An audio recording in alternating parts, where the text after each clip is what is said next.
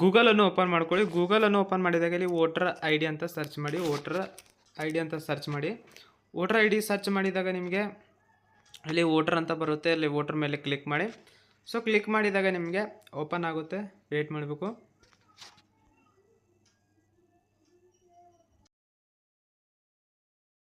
ಇಲ್ಲಿ ನೀವು search your name in last SR ಅಂತ ಅದ್ರ ಮೇಲೆ ಕ್ಲಿಕ್ ಮಾಡಿ.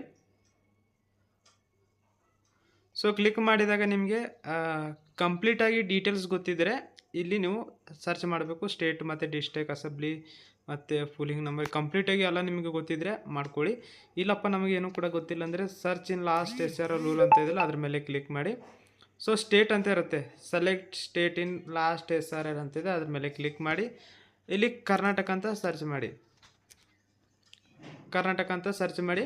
ಸರ್ಚ್ ಮಾಡಿದಾಗ ಇಲ್ಲಿ ನೀವು ವ್ಯೂ ಮೇಲೆ ಕ್ಲಿಕ್ ಮಾಡಿ.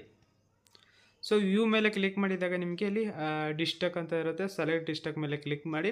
ಸೊ ನೀವು ಯಾವ ಡಿಸ್ಟ್ರಿಕ್ಟ್ ಅಂತ ಅದನ್ನು ಕೂಡ ಸೆಲೆಕ್ಟ್ ಮಾಡ್ಕೊಳ್ಳಿ. ಇಲ್ಲಿ ಎಕ್ಸಾಂಪಲ್ ನಾನು ಯಾವುದಾದ್ರೂ ಒಂದು ಸೆಲೆಕ್ಟ್ ಮಾಡ್ತಾ ಇದ್ದೀನಿ.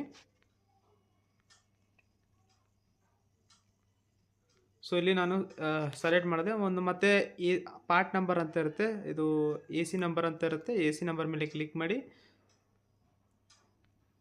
ಮತ್ತು ಇಲ್ಲಿ ಪಾರ್ಟ್ ನಂಬರ್ ಅಂತ ಇರುತ್ತೆ. ನಾನು ನೆಕ್ಸ್ಟ್ ಪಾರ್ಟ್ ನಂಬರ್ ಅಂತ ಇರುತ್ತೆ.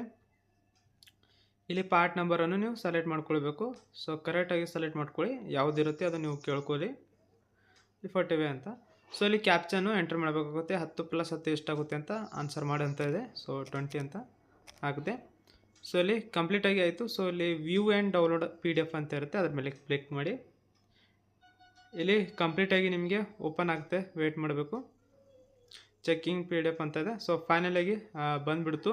ಸೊ ನಾನು ಆಲ್ರೆಡಿ ಮಾಡಿದ್ದೀನಿ. ಸೊ ಇದೇ ಥರ ನೀವು ಡೌನ್ಲೋಡ್ ಮಾಡ್ಕೊಳ್ಳಿ. ಸೊ ಕಂಪ್ಲೀಟಾಗಿ ಬಂದುಬಿಡುವಂಥದ್ದು.